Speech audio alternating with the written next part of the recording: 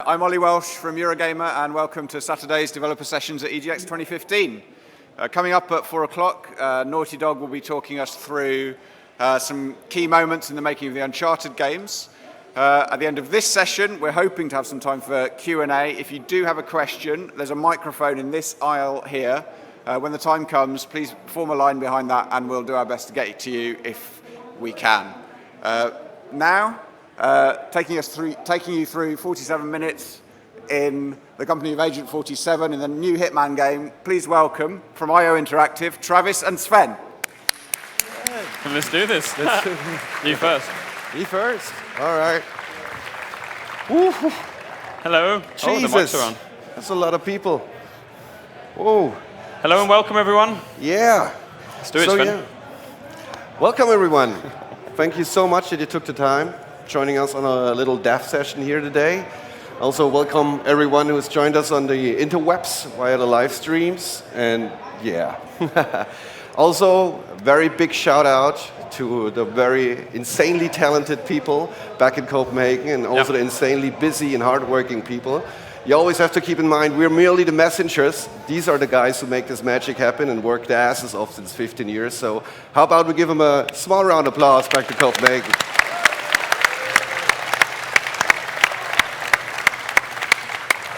So yeah, and one more thing. Sorry, I always wanted to say that on stage like that. So yeah, we're missing someone, Travis, right? Yeah, so as you all know, probably one of the reasons that you're all here, not to see us two, is to see the star of the show, the voice of Agent 47 himself, Mr. David Bateson.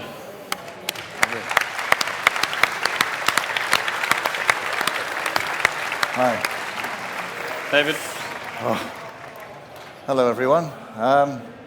I'm really looking forward to this, but my bit comes later with some question and answers. I'll leave it to you guys.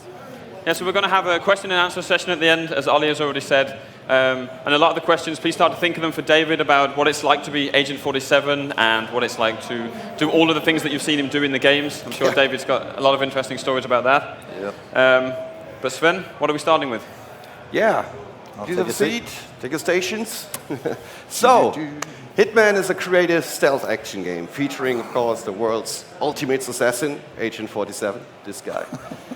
And as an operative of the International Contract Agency, the ICA, it is his job to take on high-profile targets all around the world. And when we put you in these locations, you will experience a rich and detailed sandbox where every NPC has a name and every room has a purpose. So we're really going to invite you into this ever-expanding and evolving world of assassination. And are there actually any Hitman fans here? Anyone played a Hitman game before? Or is it at least one of you? That's awesome. So the way we started this project actually was we looked at every single Hitman game we put out and really analyzed the best bits of it, you know, and also, of course, what the fans liked the most of it. So like a game like Blood Money, it's of course the huge sandboxes where we pretty much put you in there and said go, and also the fact that you could save anytime you wanted.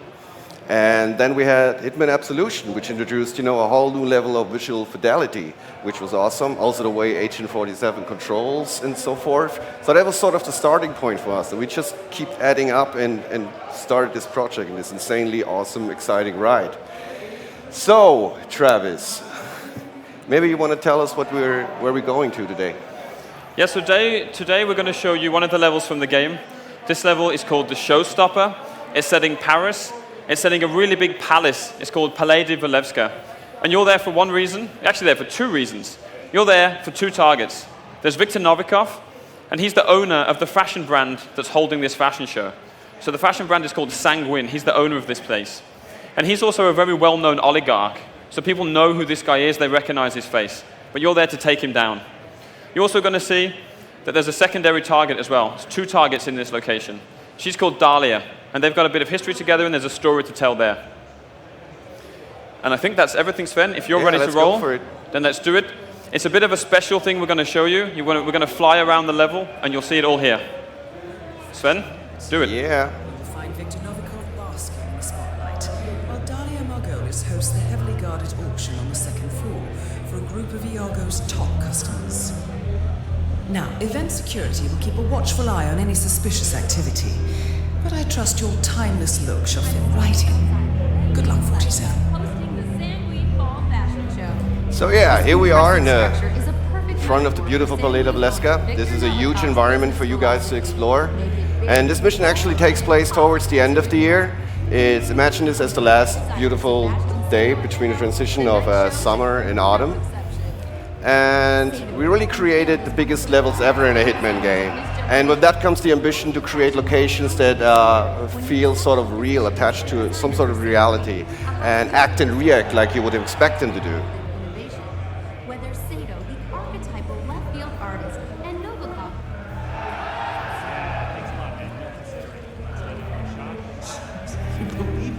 So yeah, these guys didn't like so much that we walked in front of the camera, you know. But you know, we could have options. We could have waited a little and maybe learned more about these informations about our target, Viktor Novikov.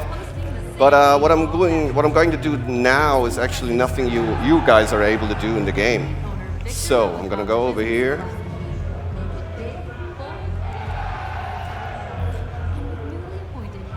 And I'm going to take you on a little tour here to show you a little bit more about this level. So we have a nice parking area here. That gives you maybe some ideas how you can stealth your way through here. There's a nice park area going on.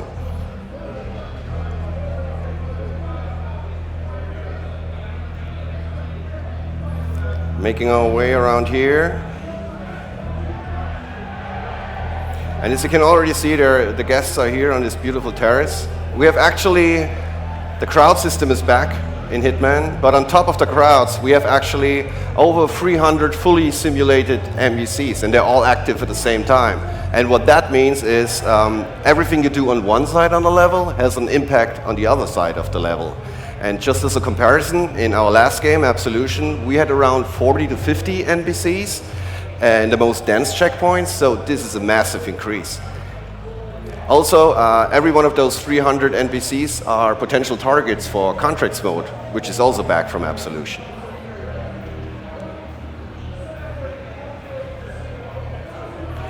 We also drastically increased the death traps per square meters in this game. So this little gas heater might give you some ideas, you know, maybe you could just pass it by, poke it, or dress up as a service guy with a wrench and, you know, do your thing there. And the next guy who lights a cigarette, yeah, he's in for an explosive surprise.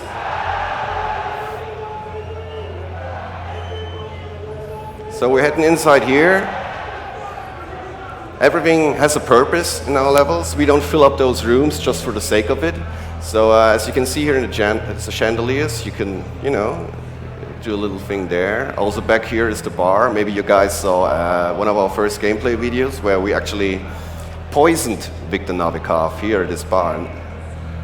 And speaking about poisons, you can actually poison everything, all sorts of food and drinks, everything you see here. And we have actually 3 different kinds of poisons. So we have the kind that kills you, of course. We have the kind that puts you to sleep. And we have that kind that makes you go to the toilet real badly. All right, I'm heading in there to the fashion show now. It hasn't started yet, so people are waiting for the models on the catwalk. Again, it looks really beautiful in here. Also gives you some ideas what, you know, you could do as an assassin. Up here are some great vantage points. Then we have this light rig over there that maybe one of you already saw coming down.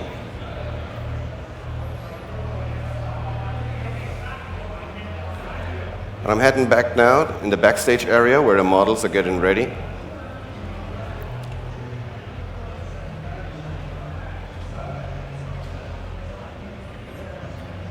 So this is the backstage area. It's insanely busy, of course. And always keep in mind, I mean, these guys are not just stand-ins. Every NPC has a role to fulfill. Everyone has a function. So they're not just sitting there the whole time. They will get up and enter the catwalk at some point.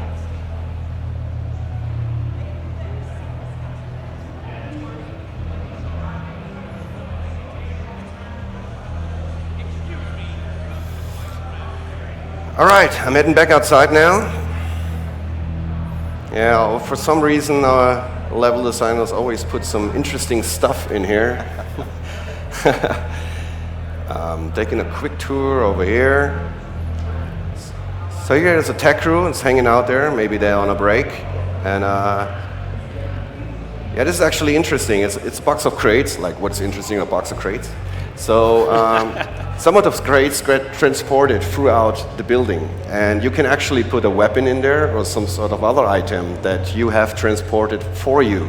Because this is actually a very tight operation here. There's lots of security going on, and there are individual security checkpoints, meaning there are guys, you know, mostly at stairs that will frisk you.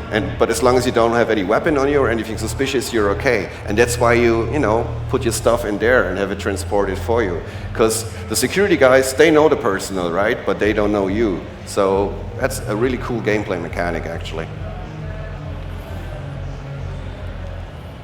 All right, heading over there now. These trailers might give you an idea of how you could stealth your way through there.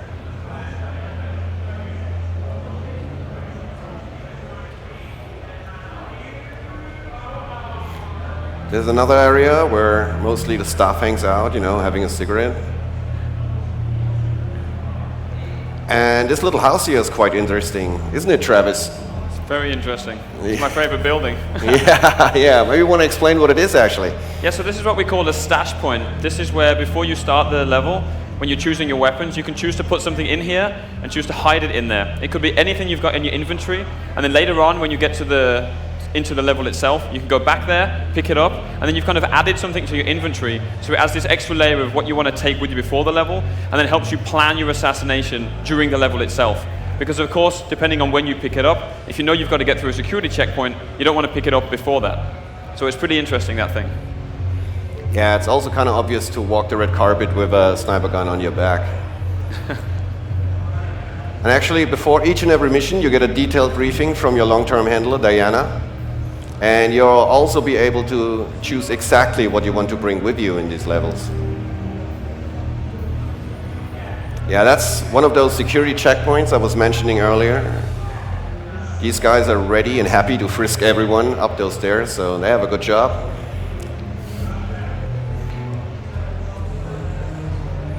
Again, everything here has a purpose, so it's really worth take your time, explore the levels, pick up information, everything you hear, everything you see can be used in some regard.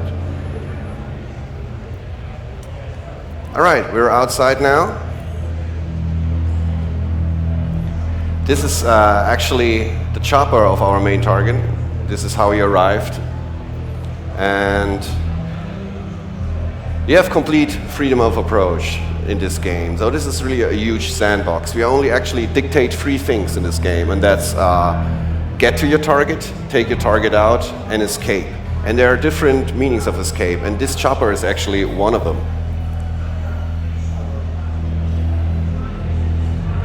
There's also another way I'm going to show you. It's this speedboat. But it's not just like you can, you know, jump in there and go. You actually have to find, you know, the keys. Maybe someone has the keys on him, or you have to find a certain room where the keys are. And that's pretty interesting. There's also a couple of other cool stuff going on outside here. We have this cool rig that might give you an idea what you could do with a sniper gun if you're up there. Because you have a pretty cool view on the building.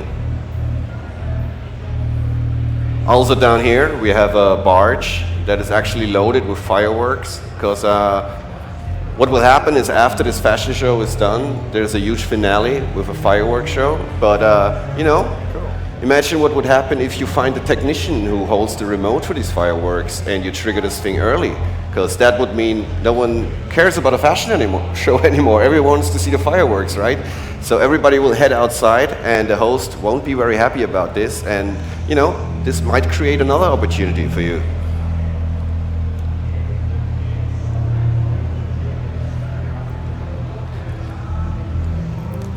We also added vertical gameplay, but it's not really a parkour game, but you can make your way around this, climb up this drain pipe here, and climb around these edges maybe.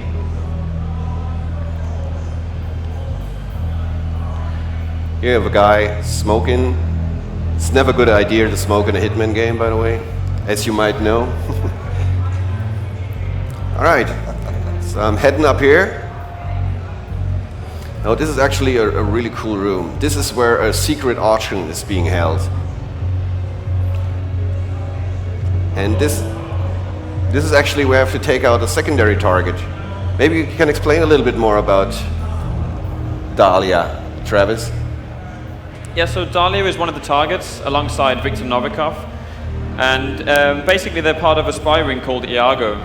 We said that Novikov was like the leader, but Dahlia is actually kind of the brains behind the operation. So they've got this auction house going on. They can see the chairs round and people are bidding on things. So while Novikov's kind of downstairs taking in all the applause for the fashion show and kind of being a distraction, she's up here orchestrating that. And that's really the reason that you've been sent there, to kind of stop these secrets being sold. Isn't that right? Yeah, that's right. And also again, you see like how much effort and work we put into creating these rooms. You see this nice French architecture. There's a certain atmosphere going on that you would expect from an event like that, you know, secret auction. And yeah, we're really proud of that. And for some reason, our guys really like food. All right, heading back outside here. Again, there's plenty going on this floor as well. You know, we have, of course, a secret auction, but there are also living quarters for the people who work during the daytime in the palace. And, you know, guards patrolling the area. Again, here, different conversations going on, different people. So there's a whole lot for you to explore. More things to poison as well. Yeah. All right, I'm making my way back down here. Actually, in here, you can see those speakers. And I was talking about death traps earlier, you know, and this is maybe one of them. You know, imagine what would happen if one of those huge things will drop down there. It will create some sort of distraction. Or, you know, if you're really lucky, or a really good assassin, you can take out your target with the speaker. But you know what? Let's head back inside real quick. Maybe this fashion show is in progress now.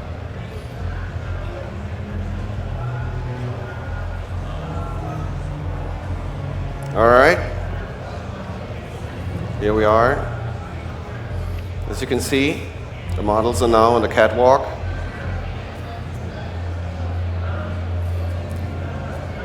And we're actually really proud on this cloth simulation that we're pulling off here. It looks really nice. We're really proud about that. It's as if game design has kind of evolved now. You're also a fashion designer at the same time, right? You've got to make these things look cool. Right.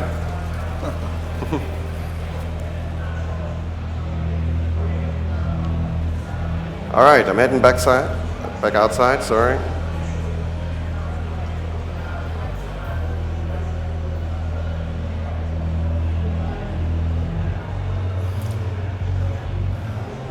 Okay, I actually want to show you one more thing. Oh, I said it again.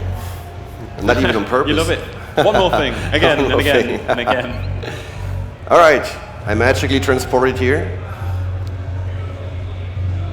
Okay, I want to show you a neat little detail about our AI. So I'm choosing this remote explosive here. I have to look around and nobody's around because this could go wrong very fast. All right, cool. So, other than in Hitman Absolution, you're now able to put explosives pretty much everywhere you want, everywhere geometry allows it. Oh, that's pretty cool. And I'm gonna put it right behind these guys.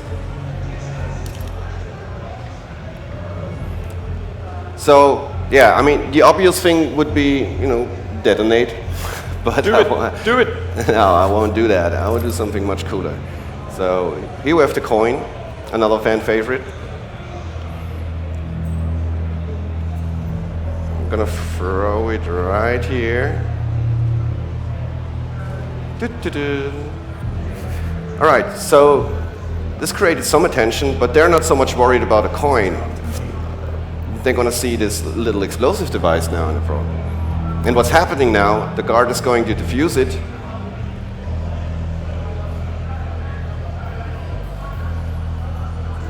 And now he's carrying it back to the cellar, actually. where I have some sort of deposits for, explosive devices they find around the building. Anyhow, but what actually happened, this security guy is now smuggling explosive device for me inside the building. So I don't have to worry about security checkpoints and all that. And that's just a neat little detail. Also, if you remember contracts mode, you could take out this guy now in a contract way. And the next guy who plays your contract has to figure out, like, how the hell did he get the other guy to disappear? So that's just another neat little detail. All right, so that's about the end of our little tour around this palace. I'm gonna hop over the fence here real quick. Get in hiding over here. And yeah, that's about it. So, cool. I would say, if you guys have any questions now, especially regarding to David here, David is more than happy to take your questions regarding anything, about voice acting and becoming the voice of 24/7. Yeah, so you've got to line up on the microphone here. There'll be guys that help you along in the queue. Don't be shy. We'll answer as much as we can. But while we wait for that, David, maybe you can tell us very briefly how it's kind of changed in your role from when you did the very first Hitman game. What was it now, 15 years ago? Yeah, 15 years ago. Through to the one that you've been recording for us today. Well, first and foremost, it's the amount of time that we use recording the dialogue.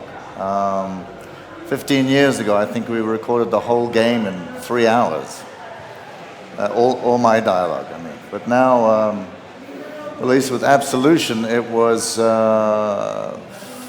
4 times 4-hour sessions with one pickup session of 2 to 3 hours, something like that. But with 4 people directing and talking about every little breath and reaction. So it was quite a process. I love the attention to detail now that the game's, on all levels, both graphically, of course, but also with the dialogue. Just so you know, I've just started recording this game. I can't tell you anything because I don't know it. It's just, and I can't wait to find out how this is going to be put together. The first recording session was a couple of weeks ago and went really well. So. Awesome. I think we've got a question, so please introduce yourself and address the question. Hi, my name's Deej, and I've played all the Hitman games and absolutely loved them. You rock, dude. Yeah. My question isn't really so related on you as a voice actor, but I kind of wondered what your thoughts were as to whether Timothy Olyphant and Rupert Friend did justice to 47 in the movies. Straight to the movie. Cool. Yeah. Can David, I swear you're... No. To be honest, I haven't seen Rupert Friend's version yet, the second film. Timothy, I think they're both fine actors. I think it should have been me. But they have better agents than I have. It's just the way Hollywood works. I'm too much of an unknown entity. I live in Denmark, they live in LA. I'm just not really in the ballpark to be considered. There's too much money at stake. So. Okay. But I would love a go. Thank you. Thanks for the question. Yeah. Okay, Agent 47. David, Your question, what's going on? Agent 47. You got that on camera? Yeah, so from one agent to another. Let's talk business. Seeing the character models and the release footage that we've got so far, the agent seems a bit younger, a bit more cautious. Has that affected the way that you voiced the character in the new games? Good question. You know, when we did Absolution, obviously the what can you say, the brief was that was more aged up and a bit, gets beaten up and disillusioned because he feels, the agency has betrayed him. So we actually took that into consideration in the recording, that he was a bit more world-weary at the moment. Haven't yet, I was aware that he is getting younger by the day, as I am. No, but it hasn't yet played factor into, because I haven't seen all the dialogue. But I'll try and, young him up for you, be as young as you. Fantastic, thank you. And one quick question. Yeah. Silver ballers or fiber wire? Oh, silver ballers. Thanks I very like much. that. Messy, I love it. One other thing about the look of 47 is that this time we're going for a more, like Sven said, about putting everything into the game. It's like the ultimate assassin fantasy. So it's kind of very easy to tell David, right, you're in the peak of your career here. You're kind of top form, in the top of the, like on the top of your game, right? So you're going after these guys that are super high profile guys, and you've got to kind of make that match. So it wasn't about being younger or older. It was about just being absolute peak of your career. Yeah, that's where we're going for with the new game. Yeah, and also because everything's back on board now. The agency are with him, and he's back on the job. So I think he's not carrying that kind of baggage into the game play. But I look forward to see the dialogue. Cool. Can't wait. Next question. Hiya, my name is Adam. The one thing I wanted to ask is a little bit more about the voice acting side of it and how the character portrayal, but also your personal either influence on the game or influence on the character, but also vice versa, how the character influences you when you go out of a recording session and you're still in that Agent 47 mode, or you come into the Agent 47 mode and you kind of bring that with you. So like, have you had any challenges trying to separate or include that in either your day-to-day role or your recording role? Well, whilst we were sitting there and there was a lot of noise coming from the session next door, I did internally go into Agent 47 mode. I would have done the whole room for free. There's a game about that actually in the Indian section. You can do just that. I'll be there. No. How to answer that? There's two ways of looking at it. I've played this role for 15 years now, which is really bizarre to be associated with a character for so long. And I know all about his history, and I read up and stuff like that. But one of the things I find so fascinating in getting to voice this character, because I feel I really know this person very well, is to try and bring some of the history of him into his dialogue. I can't do it so much in the gameplay because I'm on a contract and I'm in killer mode.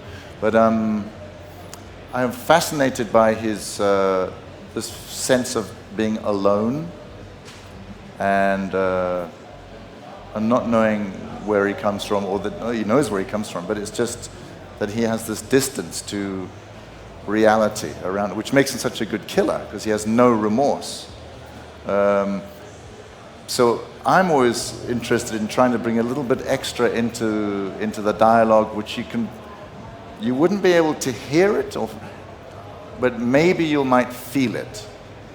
A sense of that aloneness, maybe a drop of melancholy, a bit of anger, but firstly, very professional. So that's what I'm trying to do in the dialogue. The second bit was in the recording over the years, there has been a little more room to discuss how to say a line or to come with a suggestion in the recording studio.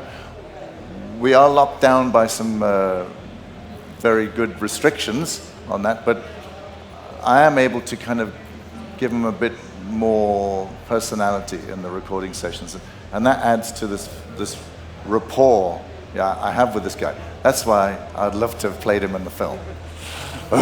Thank you. Thank you. Actually, I will never forget the very first time I saw you in the recording booth for Absolution. And it was the very first time I saw you, and I was peeking through the window, and it was like, you were fully in character, and I was like, this is surreal. Is he real? Are we making a game about a real guy? we just did this. Thanks. We did this walkthrough with a presentation in our booth just now, where I was allowed to kind of freestyle as Agent 47 walked through the palace, And Travis took a photograph of me and he showed me, he said, do you realize you were leaning forward? You were really there. You didn't look up at anyone. You go, oh, this is not going to end well for so-and-so, you know.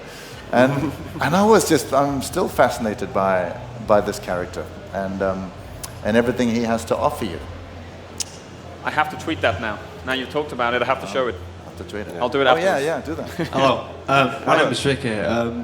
My dream is to become a voiceover. How did you find yourself in that position to do the voice for Hitman? That's a good one. I started when I was 19, and I just approached a sound studio and just walked in. Don't phone them, doesn't work. Just put your face in their face and ask to do an audition. You went to the Hitman studio itself? No, this is me starting out in the business. The Hitman story is I was asked by a sound studio if I would like to come in and just give this guy called Agent 47 a crack. And I went, yeah, all right. And I had a look at the graphics and was completely sold. So I said, yeah, you know, I'll do it for free. I didn't do it for free. I thought it though. But no, the thing is, I was really lucky because this is a Danish game, and I live in Copenhagen, and where I make a living as an English-speaking actor, mainly doing voice acting. So it was a kind of lucky coincidence, and that's the really irritating thing. It's luck and coincidence. I envy you. Good damn. Cheers. Right. Hello, my name is Callum, and Hello I was there. wondering, since you and Agent 47 are the same person, is there anywhere that he's not been to in the games yet that you would personally love to see, like architecture or country-wise? Ooh. Well, yes and no. You know, one of my favorite levels, just because it has something to do with the atmosphere, is St. Petersburg in Silent Assassin. I don't know why, but it's something to do with the sound of snow in an urban environment. I know in the trailer for this, it's a great outdoors in the snow sequence of trees around, which is beautiful and very still and a bit eerie. But there's something about atmosphere, which again, right from the get-go with the Hitman franchise, there's so much detail. It's like watching a Blade Runner film as a first-person shooter. So what really sells me is the atmosphere. So a snow environment in an urban environment, you know, snow on the ground in a city, kind of spooks me, and I like that feeling. And otherwise, I'd probably like to see him. Where would I like to see him? Oh, what a good one. Oh, underwater. Go on then. Underwater. Get out of that then. No. It's just about atmosphere. I think I'll go with snow, somewhere cold with streets. I want more of that. I just love to kill people in the snow. Thank you very much. Fair enough. Hi, my name is Meme. I wanted to ask, what made you go into the gaming industry, and can you get me a job? Give him my card. You know, very simple question. Everything you're seeing in this incredible exhibition, expo, is just wasn't there 20 years ago, 15 years, 20 years ago. I mean, this is living proof that imagination is powerful, because there is so much fantasy and so much imagination in this room, in the games, in the designs, in the sounds, in the mix, in the ideas, and that's what's the most exciting thing, because anything is possible in this room and out there, and I think that's what I just want to be a part of. You know, I'll just say to end off that, you know, when we were all kids, we had no problem using our imagination, running around outside with a twig and going, yeah, you know, bang, you know, or whatever, and we lose that as we grow older, and the whole gaming industry, we get it back. We get to use our imagination and go and play. So, yeah. Still think you can get me that job? Yeah. Talk to my assistant. Yeah. Oh, thank you. Cheers, mate. Yeah, we have victim positions open. Hello, my name's Tom. First of all, I just want to say thank you to you guys for coming out today. It's been a great insight, and I do appreciate it. Thank you. So my question is to yourself. So over the 15 years that you've been voicing Hitman, or Agent 47, was there anything in particular that stood out in terms of your dialogue or a scene that you had to do? Yeah, that's a tricky one to answer in a way, because, as I said earlier, there are occasions when I've been allowed to add something, or even if it's just, I remember about 4 games ago, I mean a long time ago now, the idea of me as the silent assassin approaching someone who doesn't know they're about to die, and I have to kill them in a silent way. I thought what was missing was the sound of breathing, because that would scare the crap out of me. You know, if I was up close to a door or a window, it was introducing stuff that was not, again, on the written page, and just give it some atmosphere and give it some physicality. And I thought that level of detail really does it for me. I love the feeling that everyone is on board trying to make it better. So yeah, I don't know if that answers your question. Well, it's fine. Thank you. All right, man. Cheers.